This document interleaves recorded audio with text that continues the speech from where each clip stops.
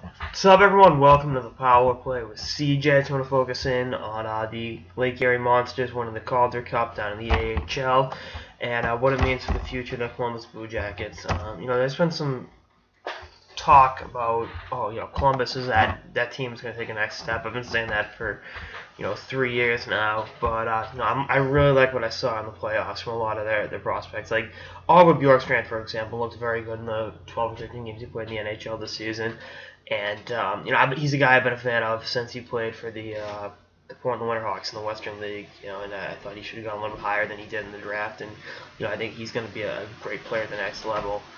Josh Anderson, I think, is a pretty good power forward that has got a little bit better upside than he gets credit for. Mike Palliota out of Vermont, defenseman, I really like. Sonny Milano, another kid I really like. I've been a fan of Sonny Milano since he was with the development team and prior to that with the Cleveland Barons.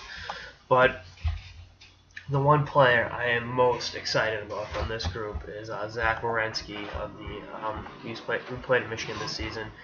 Top 10 pick last year. Really stepped up and emerged as a big-time defenseman in the playoffs with 14 points in 17 playoff games from the blue line. That's saying something. Everything about this kid has leadership. Number one defenseman written all over him.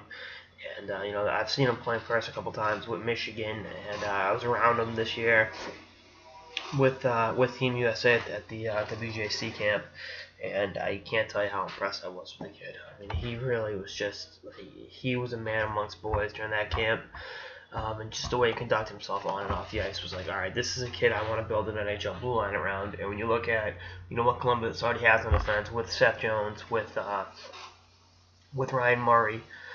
You add him in the mix, it's like, oh shit. Yeah. So, again, this is, I think there are brighter days ahead in Columbus. And I said it before, I'll say it again, the backbone of any great team, that's going to compete and win is having a great blue line. And having Zach Werenski in the organization goes a long way in establishing that, to become, reality in Columbus. So we'll see how, again, it shakes out for him in the next few months and years. But he's one of my favorite prospects in the game, and his play in the Calder Cup playoffs for Lake Erie further proved that.